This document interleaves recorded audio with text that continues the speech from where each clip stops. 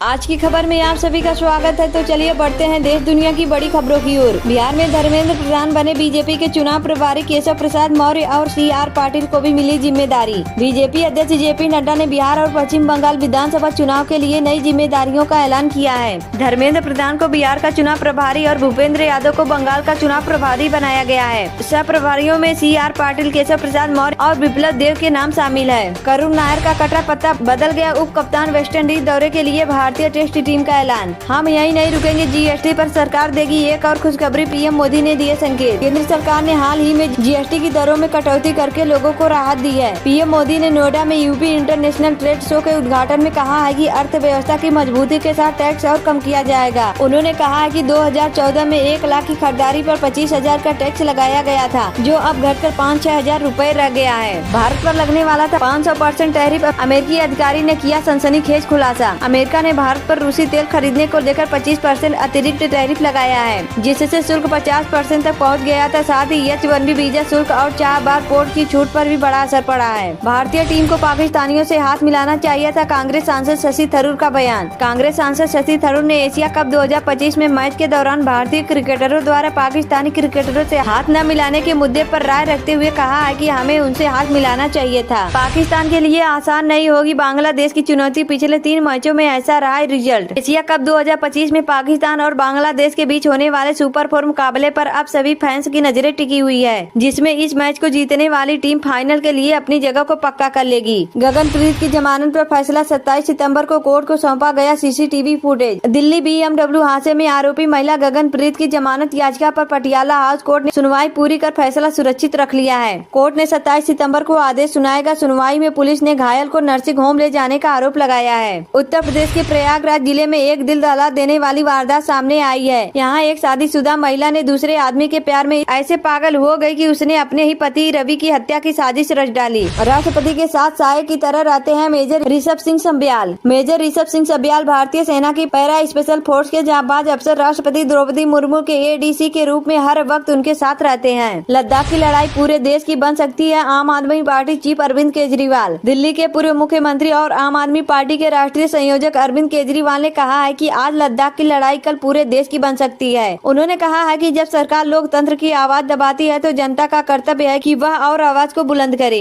मायावती की रैली से एक दिन पहले रिहाई के 15 दिन बाद आजम अखिलेश की मुलाकात क्यों है खास? उत्तर प्रदेश की सियासत में आजम खान फिर से अपने तेवर में नजर आने लगे हैं। सीतापुर जेल से 23 महीने के बाद बाहर आए आजम खान से मिलने अखिलेश यादव 8 अक्टूबर को रामपुर जाएंगे। यह मुलाकात मायावती की रैली से एक दिन पहले हो रही है, जिसके सियासी मायने निकाले जा रहे हैं। टैरिफ विवाद के बीच ढीले पड़े US के तेवर। ट्रम्प के अधिकारी बोले, मैं भारत का फैन हूँ। अमेरिका ने भारत पर 50% टैरिफ लगाया है, जिसके बाद दोनों देशों के व्यापारिक रिश्तों में तनाव देखा गया। अमेरिकी ऊर्जा सचिव क्रिस राइट ने कहा है कि अमेरिका भारत के साथ अपने संबंधों को मजबूत करना चाहता है। उन्होंने भारत को रूस से तेल न खरीदने की सलाह देते हुए अमेरिका के साथ मिलकर तेल खरीदने का प्रस्ताव दिया है। हमें भारत के साथ समस्या है क्योंकि अमेरिका पहुंचे बांग्लादेश के मोहम्मद यूनुस ने फिर उगला जहर। बांग्लादेश सरकार के मुखिया मोहम्मद यूनुस ने कहा है कि हमें इस समय भारत के साथ समस्या है क्योंकि उन्हें छात्रों का व्यवहार पसंद नहीं आया। वे हसीना की मेजबानी कर रहे हैं जो पूर्व प्रधानमंत्री हैं। इनकाउंटर के डर से छेड़ रहे हैं हथियार बच्चे पैदा करने के खिलाफ है टॉपर लीडर। नक्सलियों ने बताया जंगल का काला सच। छत्तीसगढ़ के दंतेवाड़ा जिले में बुधवार को 71 नक्सलियों ने सरेंडर कर दिया है। सरेंडर करने वाले नक्सलियों में 21 महिलाएं भी शामिल है। नक्सलियों ने जंगल का काला सच भी बताया है।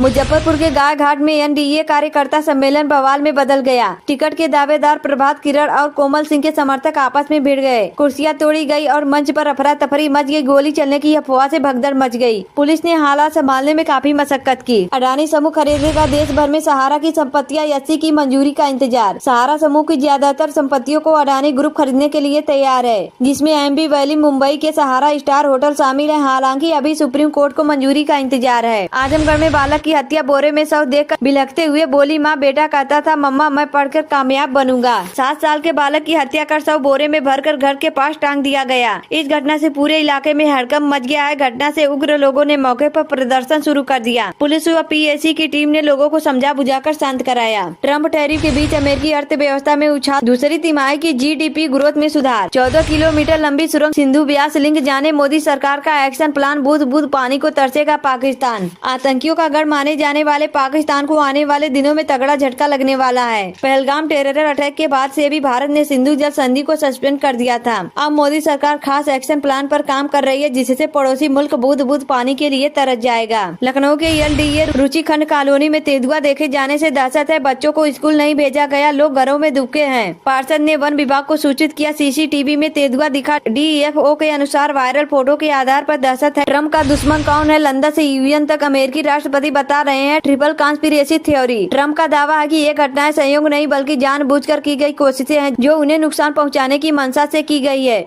वहीं यूएन ने इसे सेफ्टी मैकेनिज्म बताया, लेकिन ट्रम्प ने इसे सैबोटाज बताया। ऑक्सफोर्ड डिक्शनरी के सोलमेट शशि थरूर और सुहेल सेठ के बीच सोशल मीडिया पर तीखी बहस। सोनम वांगचुक पर केंद्र का बड़ा एक्शन ले, हिंसा के बाद रद्द किया एनजीओ का विदेशी फंडिंग लेने वाला लाइसेंस। एनडीए जीतेगा फिर भी सीएम नहीं बनेंगे नीतीश, चुनाव से पहले बड़े नेता का दावा। इजरायल की राजधानी तेल अवीव में कार में बड़ा धमाका, विस्फोट में कई लोग घायल। इजरायल के स्थानीय चैनल ने बताया है कि तेल अवीव में हुए इन विस्फोटों में कई लोग घायल हुए हैं। हालांकि विस्फोट का कारण फिलहाल स्पष्ट नहीं हो पाया है। घटना की जांच की जा रही है। जीएसटी में अभी और होगी कटौती, पीएम मोदी ने दे दिए संकेत, कहा हम रुकने वाले नहीं हैं। ग्रेटर नोएडा में प्रधानमंत्री Narendra Modi international trade show में जीएसटी सुधार और टैक्स कटौती के संकेत दिए। 2025 में बड़े आर्थिक सुधार की घोषणा की, कांग्रेस पर भी निशाना साधा। पाकिस्तान में तेल भंडार की निकली हवा, ट्रम्प के दावों को उनके ही ऊर्जा मंत्री ने नकारा, भारत पर दिया बड़ा बयान। अमेरिका के ऊर्जा मंत्री क्रिस राइट ने पाकिस्तान में तेल रिजर्व के दावे पर संदेश जताया है। वहीं भारत से उन्होंने ऊर्जा सहयोग बढ़ाना चाहा है। इसमें प्राकृतिक गैस, कोयला और परमाणु ऊर्जा शामिल है।